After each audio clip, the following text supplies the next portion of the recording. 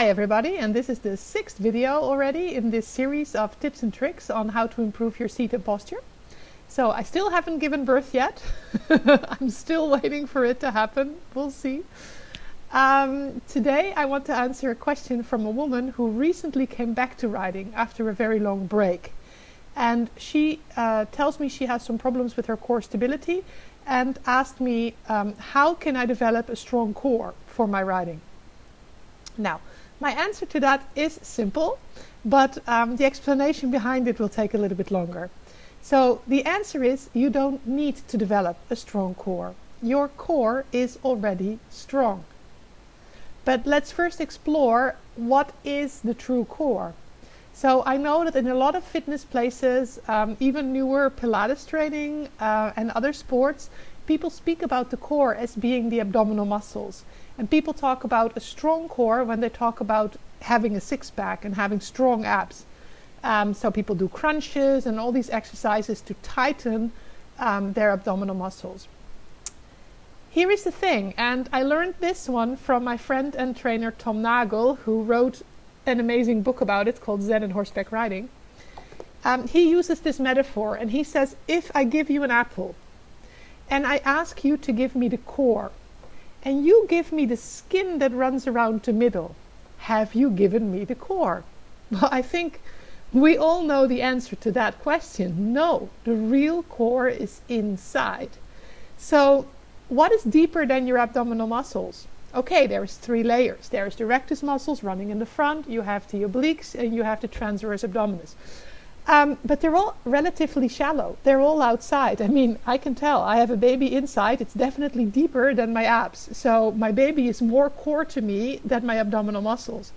So what's even deeper than that? There's your gut.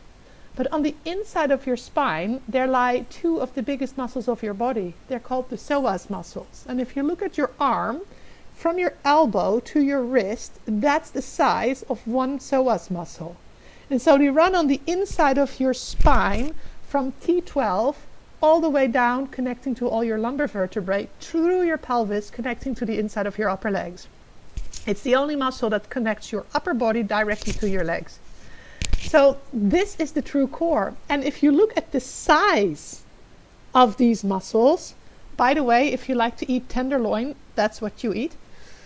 I'm a vegetarian, I don't, but it's so tender because it's used in animals for movement. If you look at the size of those muscles and consider how much they are used in your daily movement, they are strong. The only problem is that we've usually consciously or subconsciously stopped engaging them correctly. And that is because we have been receiving all this outside information that we have to have a nice six-pack and a good bikini body, and we're not allowed to let our bellies drop out, and so having a bad posture and the idea that we need to strengthen the muscles on the outside actually weakens or reduces our ability to use our true core.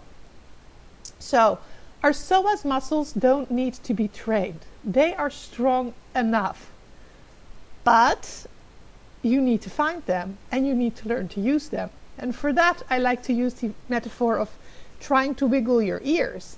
Some people can do it, I can't. And I've asked several of those people who can do it to explain to me, what do you do? Like, what muscle do you engage? Like, how do you train yourself to do that? They have no idea. So those riders who are natural and who can ride any bucking bronco and never come off, they automatically engage their true core. But most of them can't explain to us dummies who don't know how to use our psoas what to do. It took me years of training with Tom, plus I can tell you the information in this book is really, really valuable for that, to find out and to discover how to do it. And so in this video, I will share a little clip from an exercise that I learned from Tom that I'm also using in my online module that will help you to find your psoas. You can use your feet to push a little bit into the table and roll up your pelvis. And then let it roll down. So basically what you think is by pushing your feet into the table or the floor or your mat, You bring your pubic bone to your nose, and then you relax and you let your pubic bone roll back. Very important in this exercise is that you're not using your belly muscles to do this. Because if I tense my belly, I really stop my breathing and I'm not relaxed. So I want to do this movement with a relaxed and soft stomach. Now, again, if I would be riding a kangaroo, then this unilateral movement would be good enough. But we're riding horses, so I have to separate my hips.